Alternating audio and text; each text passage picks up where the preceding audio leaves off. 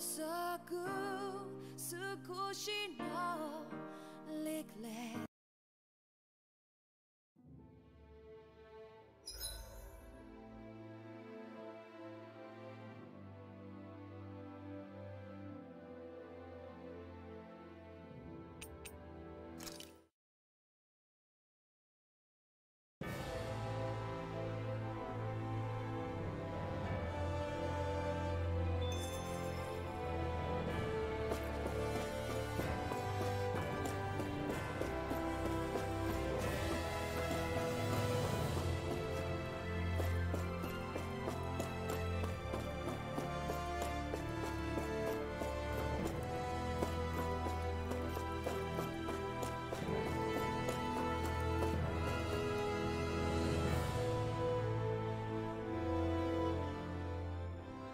We'll be going to Lenegis soon. This must feel like a homecoming of sorts to you, huh? What was life on Lenegis like back then? You know, before you came to Dana.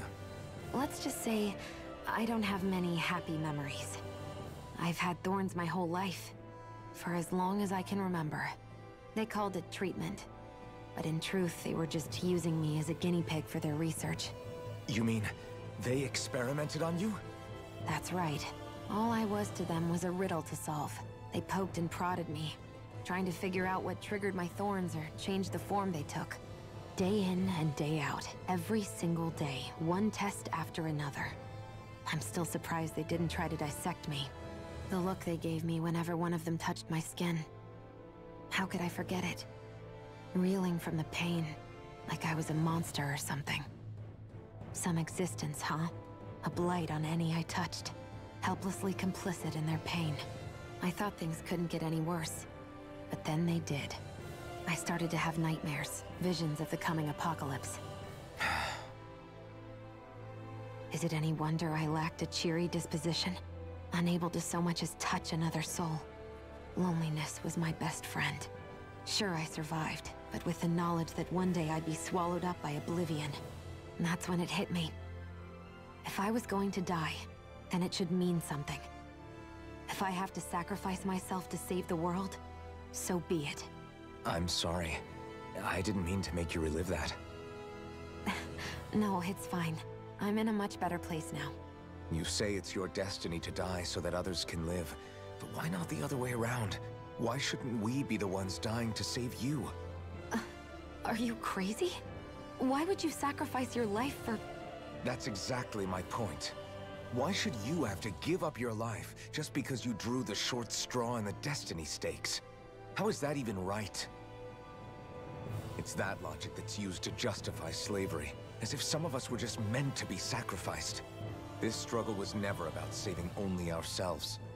But that doesn't mean we have to give up our own lives to save everyone else's either. If we're doing this to protect people, if we're doing this to save the world from destruction, then that has to include saving each other as well. A world free of sacrifice.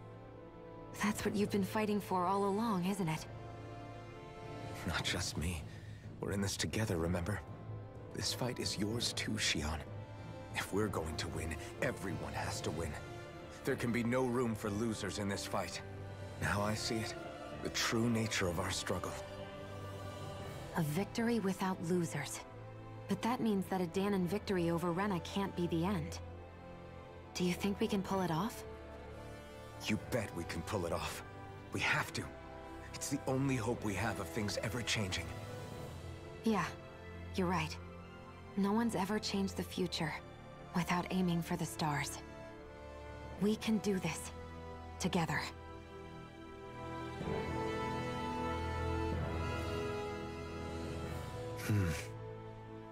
Is something wrong? No. I was merely thinking how it had been 7 years, that's all. You mean since you became a lord and left Lenegis? I guess even someone like you can get homesick, huh? I am as prone to sentimentality as any other. Tell me though, you too have a history with Lenegis. A traumatic one, no less. This trip will probably mean facing up to some difficult emotions. Doesn't that frighten you? Well, it is a place where I took the lives of countless people. I'd be lying if I said I hadn't thought about it. But I can't keep running forever. The past is what it is. There's no changing that. But the future's what we make it. I see. Dohalim? Forgive me. I was wrong to pry. We have more pressing matters to address. Come back and speak to me when you finish looking around the ship.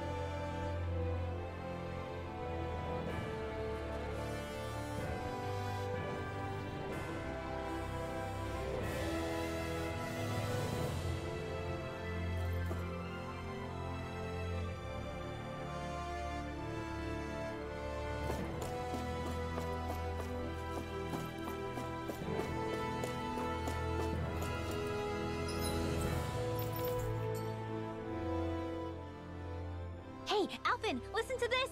So Law and I were just talking and... Hey, shut up! What's got Law all flustered? Only that he's afraid of flying, the big baby. And after all that fuss he made about naming the ship, too. Hey, I never said I was scared. I just think it's, you know, a little unsettling how we're going to be cruising through space in a glorified tin can. That's all. It's a starship, dummy. That's what it's supposed to do. I don't think there's anything strange about it. Well, maybe you're the one with the problem then. Guys. I'm no expert, but I think we can trust Renan technology. It got me to Dana in one piece, remember? Oh, that's a good point. If you think so, Alphen, it must be okay. Don't you agree, Law? Hard to argue with that, seeing how you hitched a ride in one of these things before, Alphen. It's just wrong, okay?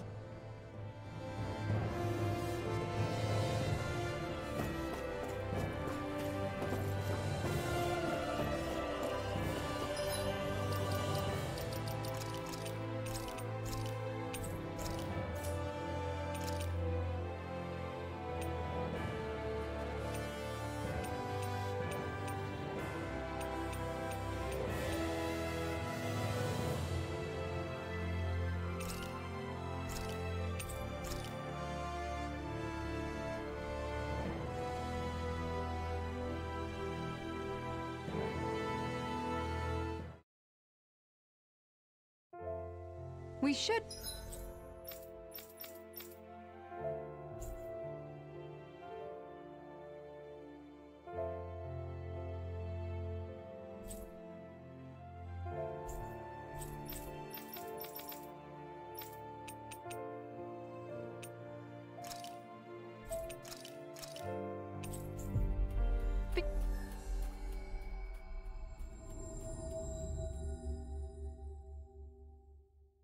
be able to cook here.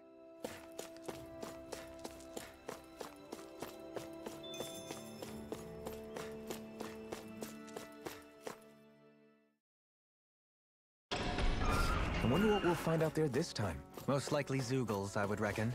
I mean, other than them.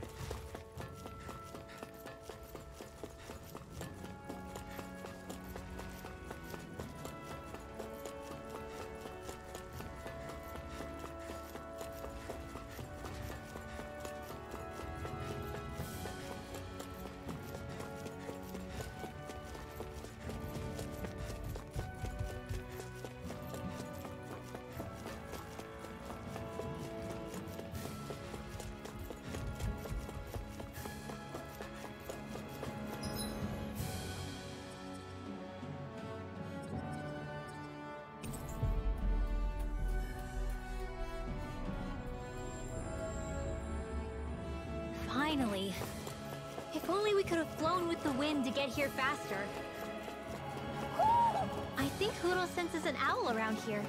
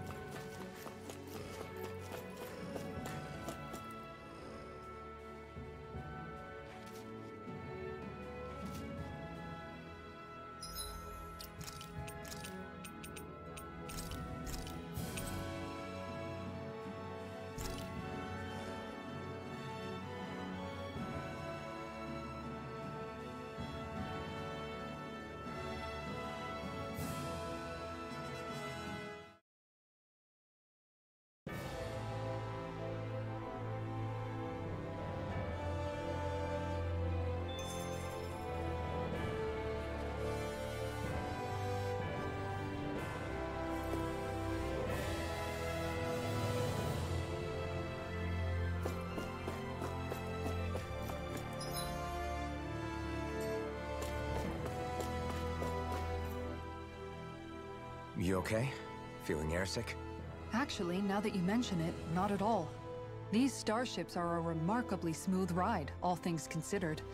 Nothing like being at sea, thank goodness. Glad to hear it.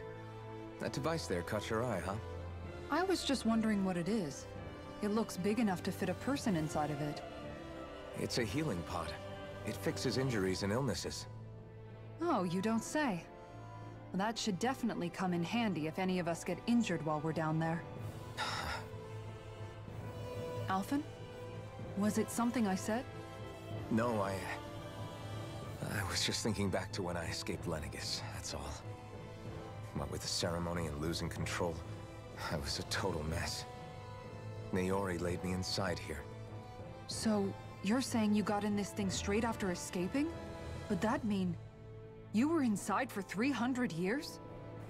Yes, it sounds crazy, I know. But don't even ask me why I stayed asleep all that time.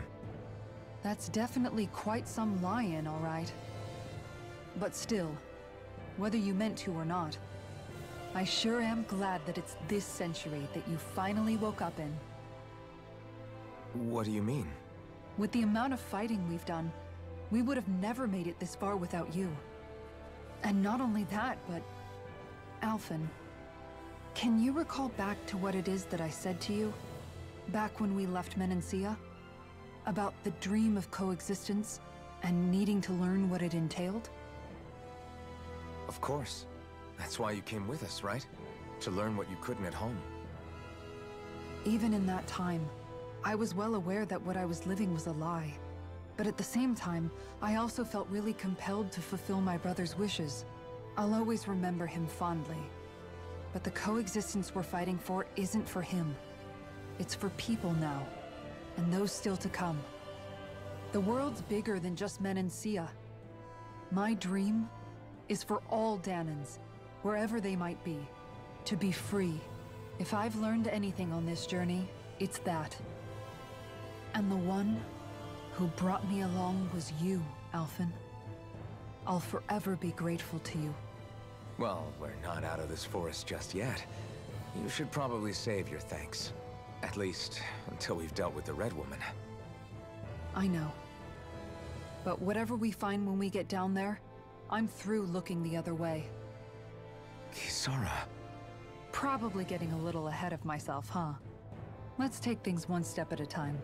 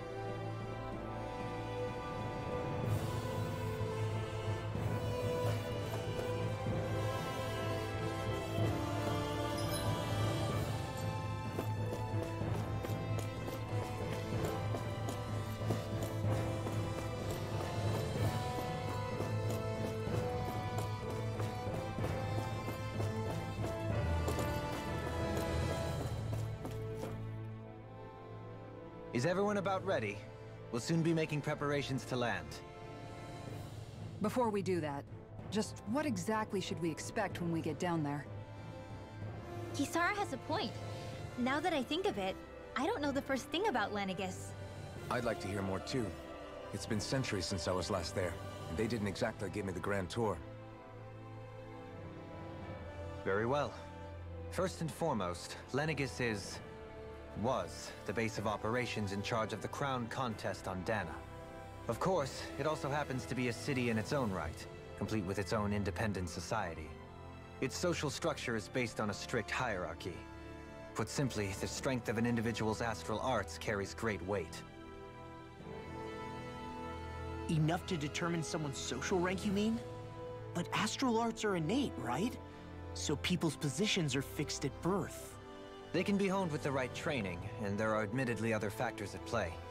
But yes, that's basically the gist. As a result, family lines that churn out lords and their contenders wield disproportionate influence, and those lineages are treated as nobility. Those capable of only weak astral arts are effectively an underclass, denied the right to descend to Dana even if they wanted to. Still, even the lowest rung on the Renan ladder is considered superior to being a Danan. Keep that in mind down there. Thanks for the warning. As a lord, Dohalim must have been pretty high up in the pecking order, right? What about you, Xion? Come on, you've seen her skill with astral arts. You really need to ask? Fair point. On arts alone, you're right. I'd have been sitting pretty. But you're forgetting my thorns. They weren't exactly an invitation to high society.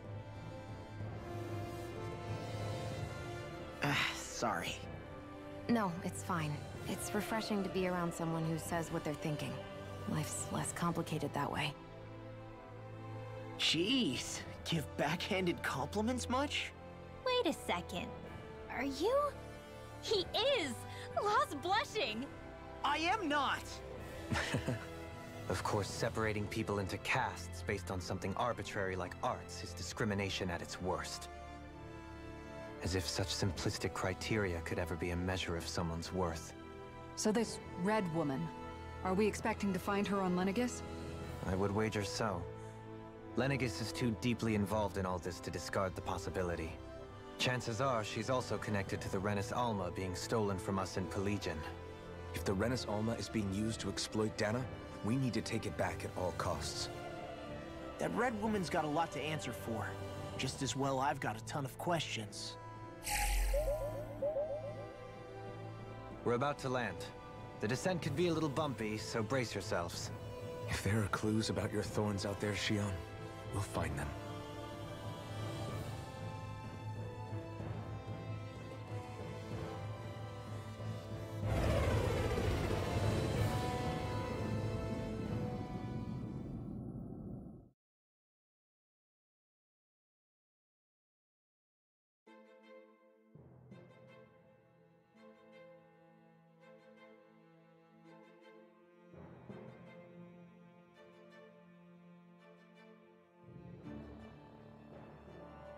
There's no one here. I wasn't expecting a welcome mat, but still. Lenegis's infrastructure is largely automated. Besides, people won't be expecting incoming traffic while the crown contest is still underway. Do you think anyone realizes that we're here? We may not have received a royal welcome, but I doubt our entrance went unnoticed. Don't let your guard down. I really hope we don't have to fight anybody while we're here. So now what? We've come all this way on a hunch that this Red Woman is here, right? And if we're lucky, the Renis Alma too. Any idea where we should start looking? There is an area of the city that is accessible only to the Sovereigns, known as the Forbidden Zone. That seems as good a place as any for us to start. Forbidden? What are they hiding? I don't know, hence my desire to find out. Fortunately, we just so happen to have a Sovereign in our midst. In any case, changing the shape of a huge structure such as Lenegis would have required an immense source of power. Then you think that source might have been the Renis Alma? Precisely. Alphen said that he remembered the Renis Alma being used in the spirit channeling ceremony 3 centuries ago. Whatever the ceremony's purpose, if preparations are underway for it to be held once more, then the Renis Alma might be in the same place as last time, possibly together with the Red Woman. Hiding something of that worth in the residential quarters would only court trouble. In which case... It stands to reason we should be looking somewhere normally out of bounds. Is that it? Indeed. But it's been over 300 years since I was made a sovereign. You can't seriously think I'll be able to waltz right into the place after all this time. There's only one way to find out. If there's even a chance you can get us in, I say we give it a shot. Shionne's right. Who knows? We might even find a clue to her thorns while we're at it. All right. It's not like we're swimming in leads, so let's try to track down the Forbidden Zone.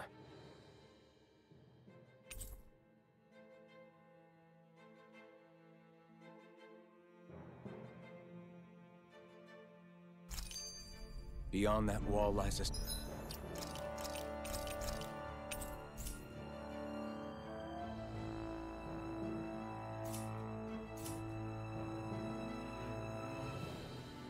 city full of... Renin.